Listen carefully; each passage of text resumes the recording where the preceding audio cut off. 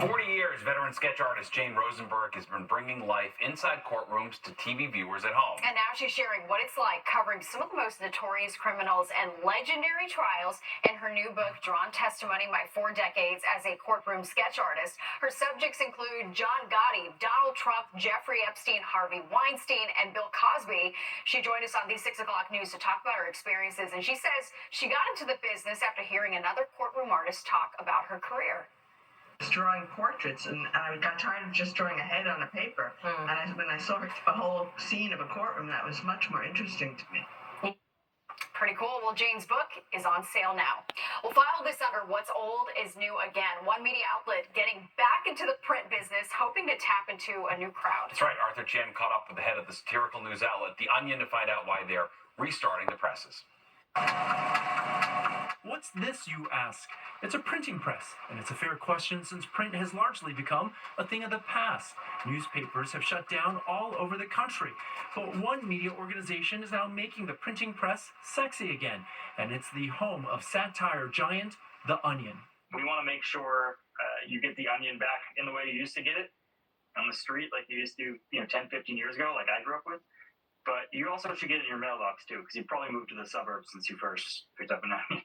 11 years after The Onion went online only, this week, the Chicago-based company debuted its print version, rolling out copies at the DNC. How's that for timing?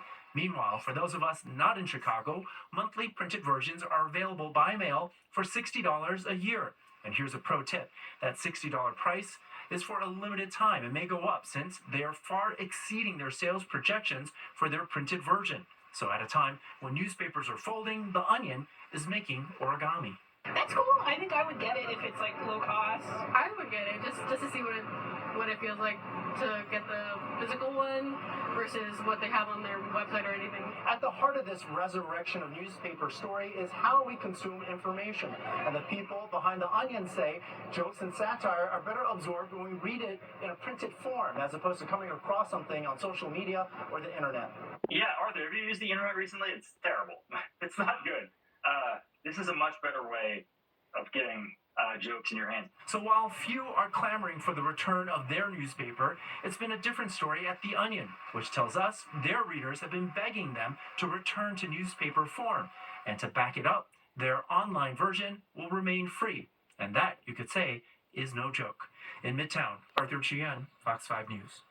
Labor Day is less than 2 weeks away, and AAA's booking data revealed the top travel destinations to spend the holiday weekend. According to the data, Seattle is the nation's #1 Labor Day destination for the second year in a row. Orlando, Florida, and Anchorage, Alaska by cruise came in second and third place, and New York City made it on the list in fourth place. Travel experts say overall domestic travel over the holiday weekend is up 9% compared to last year. When I saw Alaska, I was like, wait, what? And it was by cruise, and I'm like, Cruise, that's the important part. Yeah, that would be. Gotcha. Everyone who's done that says that's gorgeous. It's beautiful. Yeah. It's a nice way to cool off a little. We did get a nice cool down today, Audrey.